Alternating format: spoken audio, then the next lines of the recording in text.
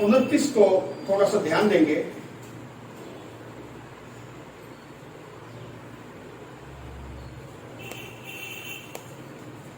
भजन संहिता 29 और उसका 30वां वचन। कोई जोर से पढ़े। यहोवा की वाणी मेघों के ऊपर सुनाई पड़ती है, प्रतापी ईश्वर गरजता है। यहोवा घने मेघों के ऊपर रहता है। आगे भी पढ़िए।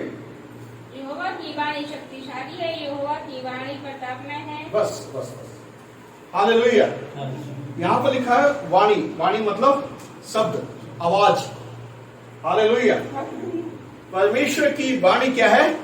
शक्तिशाली है। और क्या है? प्रताप में है। आगे आप पढ़ते रहेंगे तो आपको बहुत सारी बातें आएंगी। हालेलुया। परमेश्वर की, जिस परमेश्वर के पास हम रहते हैं, वो उस परमेश्वर की जो आवाज है, जो शब्द है, वो इतना शक्तिशाली है कि वो सब कुछ बदल सकता है। आपने अभी पूरा पढ़ा, दोबारा भी इसको थोड़ा थोड़ा पढ़िए, एक एक वचन पढ़िए सब। आप पढ़िए आगे। यहोवा की वाणी देवदारों को तोड़ डालती देखो, है। परमेश्वर का शब्द, सिर्फ शब्द, हालेलुया, सिर्फ परमेश्वर का शब्द क्या कहता है? देवदार के पहाड़, वो जो पेड़ जो होते हैं बहुत मजबूत और लंबे होते हैं, उसको भी सिर्फ आवाज से तोड़ने की ताकत रखता है परमेश्वर। हालेलुया। यहोवा लबानोन के देवदार को भी तोड़ डालता है। हाँ, आगे पढ़े पूरी। मैं उन्हें मछलियों के समान और लाबानोन और सीदोन के जंगली बकरी के समान उछालता है। आगे पढ़िए कोई। यहोवा की वाणी आग की लपटों को चीरती है। सोचिए, आग की लपटों को चीरने की ताकत रखती है कि कौन? परमेश्वर की वाणी, परमेश्वर की आवाज, परमेश्वर का शब्द। ध्यान है, परमेश्वर का शब्द। यूहन्ना की पुस्तक उसके पहले अध्याय में लिखा हुआ है, शब्द कौन था? और शब्द कहां था? और कब था? आदि से है। हालेलुया। और शब्द ने क्या किया? यूहन्ना की पुस्तक के अनुसार मनुष्यों के बीच में डेरा किया, मानव रूप धारण किया। वो मानव कौन था? कौन था? यीशु मसीह। यीशु मसीह ने किसके लिए अपनी जान दी? नहीं, मेरे लिए। किसके लिए जान दी? मेरे लिए। सो जब हम देखते हैं कि यीशु मसीह ने हमारे लिए जान दी और हमें अपने लहू से खरीद लिया, पाप से खरीद लिया।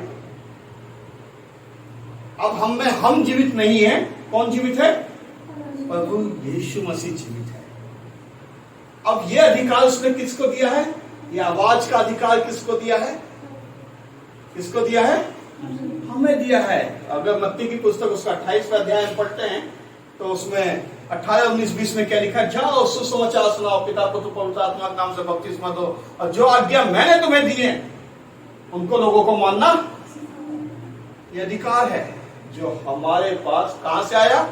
प्रभु यीशु मसीह के द्वारा, परमेश्वर के द्वारा। अभी जो सामर्थ परमेश्वर की आवाज में है, वही सामर्थ किसकी आवाज में आ गई? किसकी आवाज में आ गई? जोर से बोलिए। ऐसे बोल रहे हैं, ऐसे ऐसी आवाज से सामर्थ झलकेगी हमारी। आमेन। तो ये ऐसा मत बोले हमारी, मेरी। हालेलुया। मेरी आवाज में वो सामर्थ है जो अब क्या कर सकती है? मुर्दों को खड़ा कर सकती है, रोगियों को चंगा कर सकती है। हालेलुया। ये सारे अधिकार मत्ती की पुस्तक 10वें अध्याय में और उसके पहले वचन में परमेश्वर ने, पहले दूसरे वचन में परमेश्वर ने हमें दिए। आमीन। हम जब शब्द की बात करते हैं, ये शब्द कहां से? आरंभ से आया और अब ये अधिकार हमारे लिए दे दिया। पहले क्या होता था? पहले परमेश्वर समय समय पे आके अपने भविष्यवक्ताओं से बोलता था, जाओ ऐसा जाके बोलो, जाओ ऐसा जाके बोलो। लेकिन यीशु मसीह के बाद में हमें यह अधिकार मिल गया कि हम जब भी कहीं जाकर किसी बीमार के लिए, किसी दुर्बल व्यक्ति के लिए जब हम प्रार्थना करते हैं तो वो चंगे हो जाते हैं। हालेलुया। जब ये अधिकार हमारे पास है तो कितने जन ऐसे हैं जो इस अधिकार को इस्तेमाल करते हैं, क्योंकि इस अधिकार का हिसाब लिया जाएगा। हालेलुया। इस अधिकार का हिसाब लिया जाएगा। जब आप परमेश्वर के पास जाएंगे, जब मैं परमेश्वर के पास जाऊंगा तो इसका हिसाब लिया जाएगा। कैसे लिया जाएगा? अरे कितने लोगों को सुसमाचार सुनाया तुम लोगों ने, कितने लोग तुम्हारे द्वारा, पर कोई आता ही नहीं था। तुमने बोला किसी से? नहीं बोला तो नहीं। अरे तुम्हारा कोई ताकत भी में नहीं, जो ताकत मेरे पास थी वो मैंने तुम्हें दे दी और तुमने कभी नहीं इस्तेमाल किया उसका। तो जिसको एक तोड़ा मिला था उसने क्या कर दिया? एक तोड़े को कहां दबा दिया? जमीन में, मिट्टी में। मिट्टी क्या है पता है आपको? हम किससे बने हैं? तो हमने वो एक तोड़ा किस में दबा लिया? खुद में ही दबा लिया है। तो अभी क्या हो रहा है? हम परमेश्वर का शब्द इस्तेमाल नहीं कर रहे, हम क्या इस्तेमाल करते हैं? अगर मैं घरों में विजिट करता हूं तो कैसी कैसी बातें सुनने को मिलती हैं। ऐसी बातें सुनने को मिलेगी जो बिल्कुल विश्वासी, एक चेले की तो बिल्कुल बात नहीं है वहां। अविश्वास वाली बातें, कैसे होगा, क्या होगा, कुछ नहीं होता। हालेलुया। जब परमेश्वर देखता होगा कि इतनी सामर्थ देने के बाद भी अगर ये इस तरीके से बात करते हैं जी, तो इनको क्या करूं मैं? आने दो इनको, आएंगे तो मेरे पास। न्याय किसके पास है? परमेश्वर के पास है। जब हम परमेश्वर के पास जाएंगे तो बाइबल में लिखा है वहां पे कोई नहीं बोल पाएगा। ये शब्द जो हमें मिला है ना, ये पृथ्वी के लिए मिला है।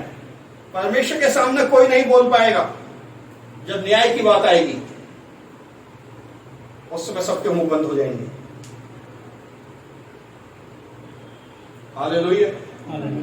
जिन्होंने परमेश्वर की आज्ञा को पूरा करते हुए अपना जीवन बिताया वो परमेश्वर की महिमा करने के लिए, और जिन्होंने उसको दबा लिया, उस दान को, उस गिफ्ट को दबा लिया, वो सजा के लिए अपने आप को सौंपेंगे।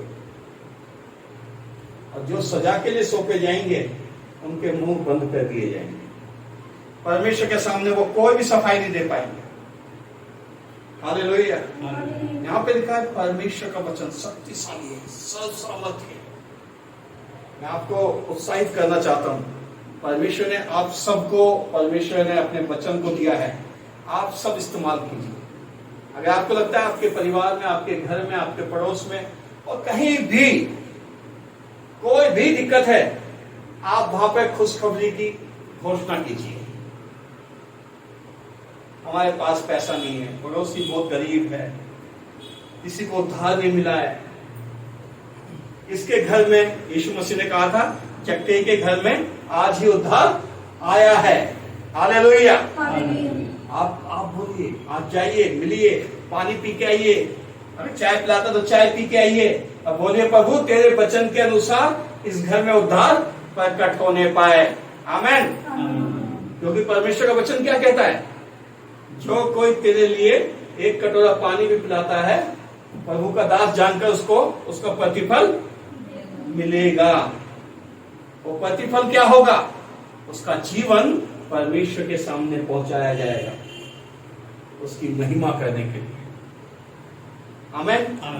तो जब भी हम भजन संहिता पढ़ें, जरूर उसको मनन करें। आमेन। आप सबको आशीष।